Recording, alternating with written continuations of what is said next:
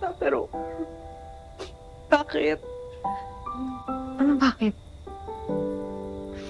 Bakit mo ako pinapatuloy sa bahay mo? Tsaka bakit mo ako tinutulungan? Halika, maupo ka muna. Sorry. Maupo ka muna.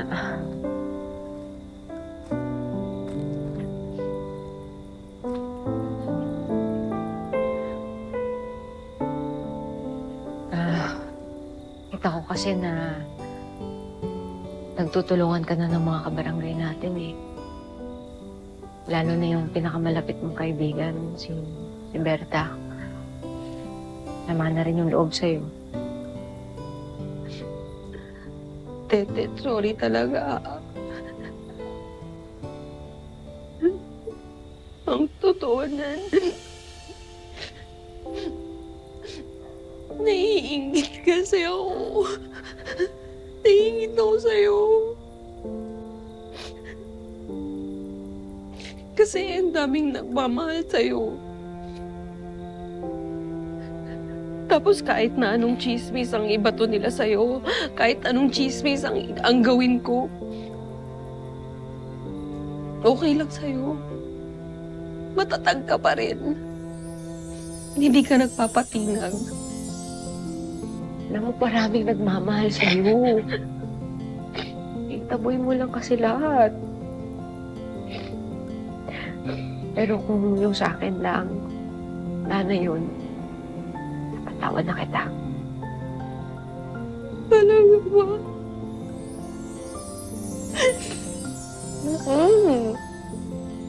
Ano, umiyak? Hindi, Ako humihingi ng sorry sa'yo, Ted. Pati na tayo. Tet, Oh, Tet.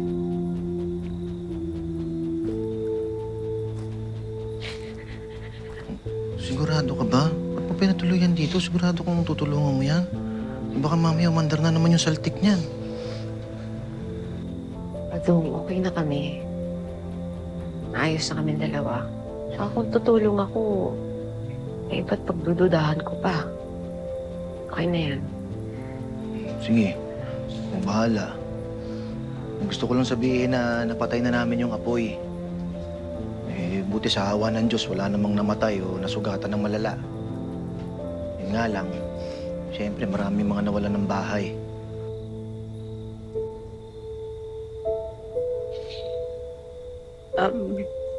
Tete. Gusto ko humingi ng tawad sa mga kabarangay natin. Gusto ko mag-sorry sa kanila kahit hindi nila tanggapin. Kasi kasalanan ko naman kung bakit nangyari to eh.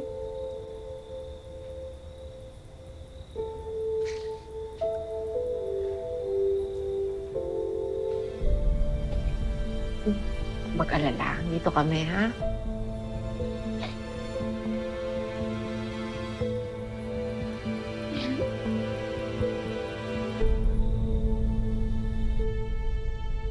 Meron sana akong gustong sabihin sa inyo. Para ano? Sasabihin mo? Hindi ikaw ang may gawa ng sunog? Nang dahil sa'yo na sunog. Pabiktim ka, Esther! Huwag kami! Kaya nga, sinungaling ka kasi kaya wala nang maniniwala sa iyo eh. Alam mo ba't hindi ka kaya lumipat na lang ng ibang barangay? Sama mo yung kapatid mo, parehas naman kayo ugali. Walang iya ka, salot ka talaga, Esther! Sandali, tama na! Teka mga kababayan, pwede. Sandali lang ho, maghuminahon kayo, ha? Bigyan natin ng pagkakataon si Esther na makapagpaliwanag. Pakinggan natin kung anong sasabihin niya, okay? Unang-una po. Sorry po.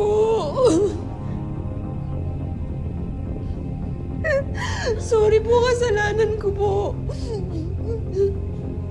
Naputulan po kasi ako ng kuryente. Wala po akong pambayad. Kaya naisipan ko po na magpakabit ng jumper. Hindi ko naman po inaasahan. Tsaka hindi ko naman po alam na ganun yung mangyayari. Wala pong halong kaplastikan, tsaka taos puso po ako humihingi ng tawad sa inyong lahat. Sana po mapatawad ninyo ako.